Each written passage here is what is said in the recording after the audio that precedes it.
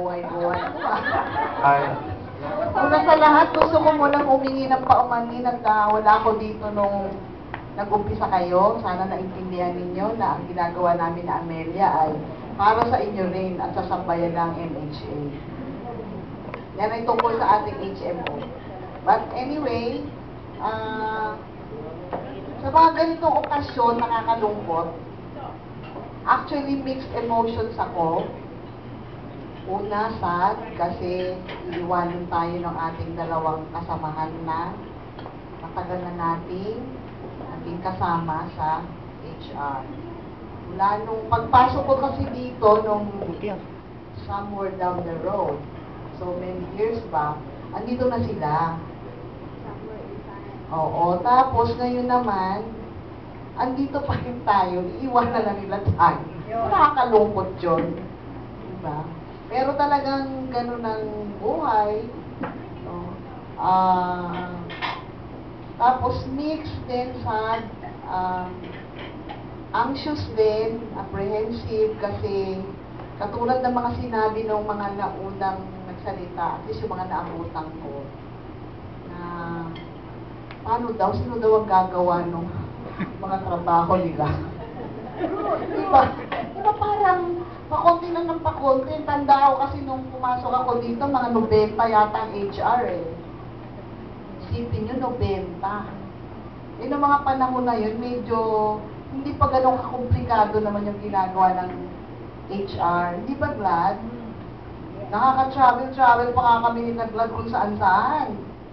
Pero ngayon parang kumukunti tayo, lalo pag pahirap ng pahirap yung trabaho, iniiwanan pa tayo nitong dalawa. Siyempre, isa dyan, wala tayong magagawa. Talagang kailangan niya mag-graduate sa NHA para pumasok naman sa isang chapter ulit ng kanyang buhay. Yung isa naman dyan, wala lang. Iwanan. Parang gusto lang talaga umalis. No? Parang pinakiusapan naman namin. Siguro talaga ayaw na nila mga pagmumukha natin. hindi naman. Hindi naman daw. Joke lang yun dito. Anyway, alam mo may na-attendan akong isang party na ino-honor nila yung isang tao. Tapos nakakatawa kasi meron yung rules kasi dami nun eh, mga around 50 yata I guess, or 50 to 70. So sabi ng MC, kung maaari, kasi gusto pasalitain lahat. Tapos ang sabi doon, ang guideline, kung pwedeng mga 1 word to 2 words lang, think of something that you can say about the person para ma-honor siya. Kasi birthday na yun eh. Hindi naman maiiwasan yun eh, di ba? So inuna, family, friends, sa community. Tapos nagsalita isa-isa. Sabi, ni-remind ulit, one. Eh, paano yung 1 word? Parang naging 1 novel. 1 novel per person. Parang talagang hindi mauubos yung masasabi natin sa ating mga mahal sa buhay, di ba? O. So parang ganun din masasabi ko dito kay Malu. Madami akong pwedeng sabihin sa kanya. Lahat naman nasabi yun na, yung mabait siya, generous siya, hindi siya masyadong nagsasalita, trabaho lang ng trabaho, pero alam natin na pagkawala siya sa mood. No? Di ba, Susan? O, kasi si Malu, talagang medyo naging nakasama ko siya kasi ka-eatmate ko siya sa lunch. No? So, madami ako ng mga nadidiscover maliit na bagay sa kanya na mahilig pala siya talagang kumain.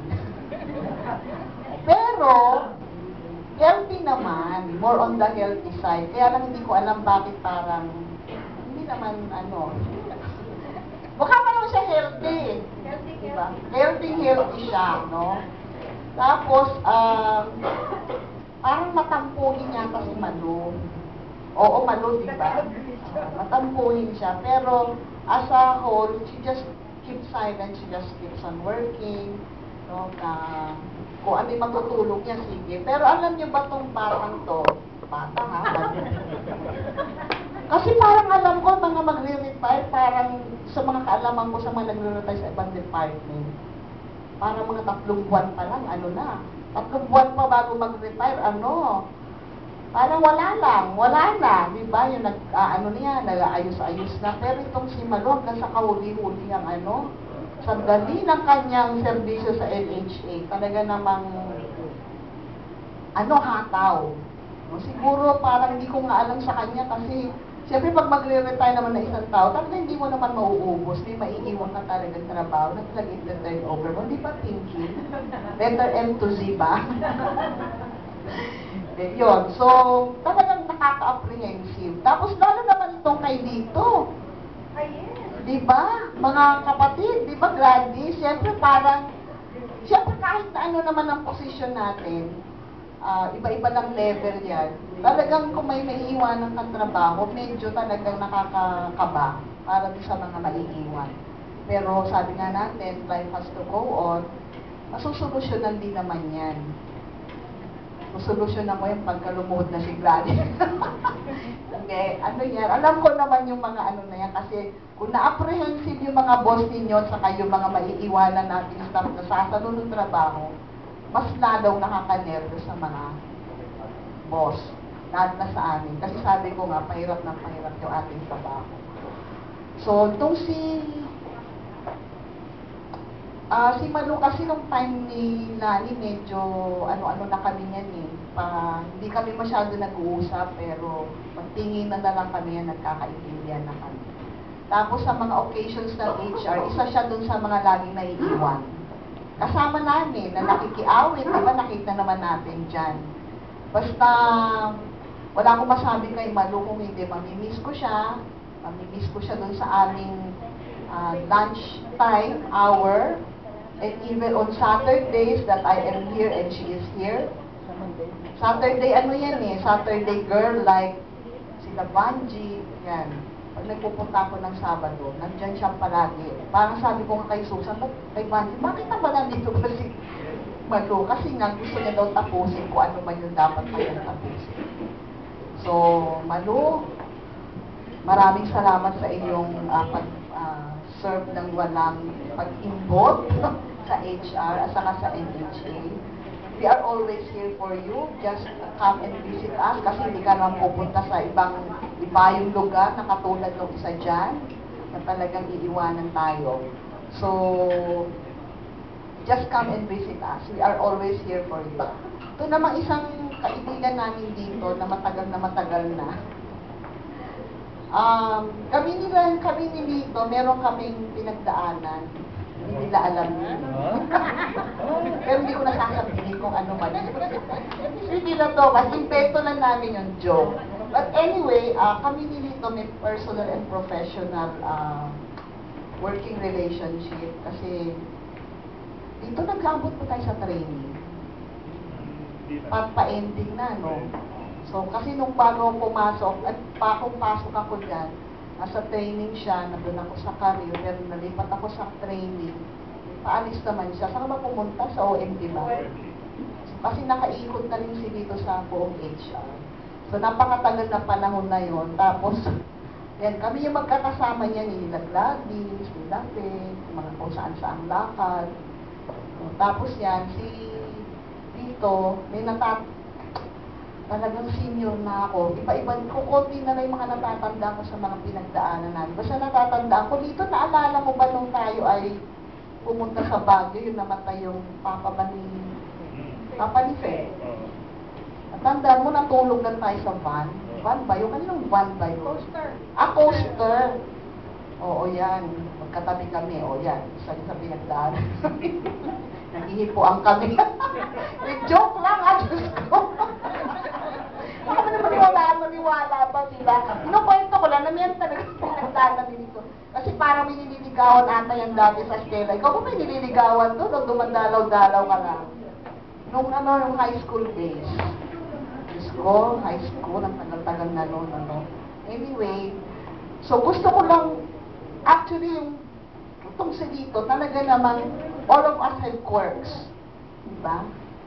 Hindi huwag natin kailayan, lahat tayo may kanya-kanyang mga idiosyncrasies. So, madami itong si Lito, kaya lang, siguro alam niyo na rin yun, hindi ko na lang yung pag-ibituin. So, Kasi pangit naman, aalis naman, pag-uusapan pa ba naman natin yung mga... Madami kaming away-away niyan si Dito, yung mga singhalan, mga ganyan. Pero, I'm sure naman, I hope Dito understands that it's all part of the work. Saka, siyempre, di ba sino ba naman yung magsasabihan ng katotohanan kundi yung mga magkakaibigan? Diba? So, itong si Dito, mamimiss ko rin yung ano niya, di ba glad? Lalo na yung kanyang pagdadrive. Oh, bakit ka tumatawa? Alam mo, mamimiss ko yung pagdadrive ni Dito. Oo, kasi pag si Dito, mainitin ng ulo sa pag-drive. Oo, nakikipag-away sa kalye. Diyos ko, natakot kami nilang diba? Gladys, baka ma-Eldon Magwan kami. Dito ko. Kasi pag yung na medyo nagsisingit-singit sa kanya, talagang hahabulin yan. Ako, makikipaghabulan yan. Pero, gano'n lang naman talaga siguro. May mga gano'n talagang mga nagmamaneho. Wala na Eh, ngayon, wala na ngayon. ha? Wala na ngayon. Wala na ngayon, siyempre. Bago din sa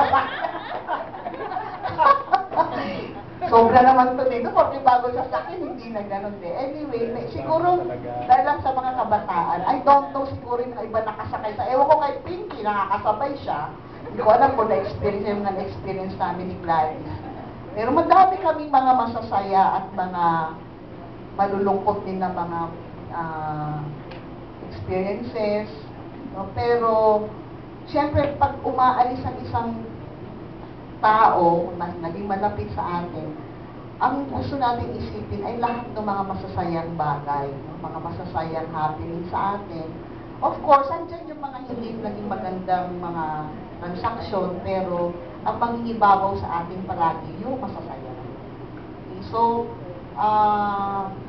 what can I say to the both of them except that I wish you all the best, kayo Malu, saka Dito.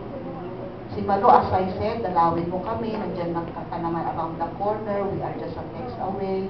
Ito namang si Dito, lilisanin niyang ating bansang Pilipinas para sa isang bagong buhay sa ibayong dagat.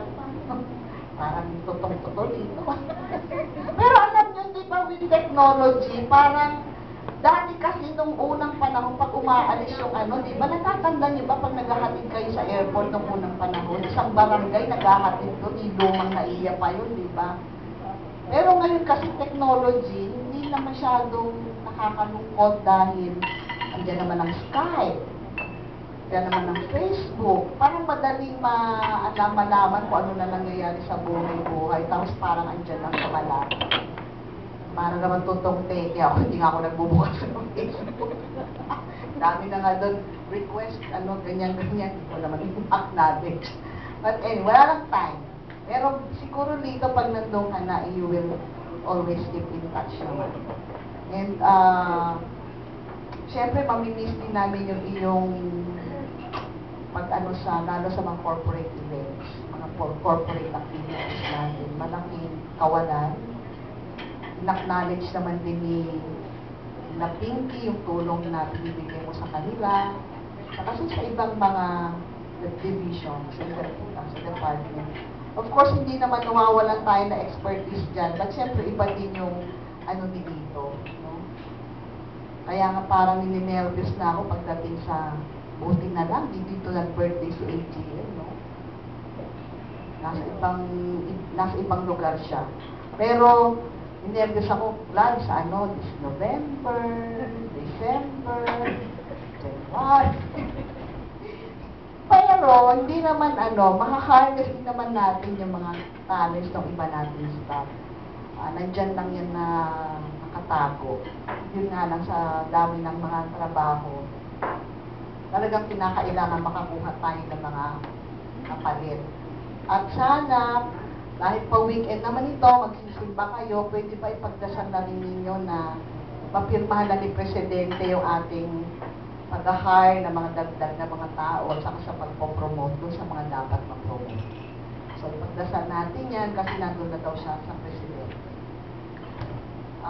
Dito, I wish you a safe journey to the US of A. I wish that you will have good start and a good life there with your family. And, yun nga, huwag mo kaming kalimutan. Keep us always in your memory, yung mga pinagsamahan natin. Pinagsamahan natin lahat, hindi ako. Ano ba yan? Dati sa, ikaw talaga. Sabi mo kanina nung pinapanood ko, aba, teka nga muna, mukhang gusto ko na rin yatang paumpisahan yung aking mga ganyan para sa aking retirement. Sabi ni Bali, bakit ma, magre-retire ka na rin ba? Parang gusto ko na rin. Parang lahat yata yung natin gusto mag-retire. Pero hindi, mga challenges lang yan. At saka, okay lang yung mag-retire kung tayo ay merong planong yung anong gagawin natin. Si dito naman yan, pinag-isipan naman yata yan ng matagal eh. Si Malu naman, wala tayong magagawa kasi talagang kailangan yan ng iwanan ang NHA. Pero, I'm sure madami na rin napag-isipan si Malu kung ano ang mangyayari after her retirement. So, happy graduation from NHA and may you continue to live your life as successfully as possible in your new chapter. And sana hindi nyo kami kalimutan. And I wish you well. Maraming salamat at tayo ay ano gusto mo dito?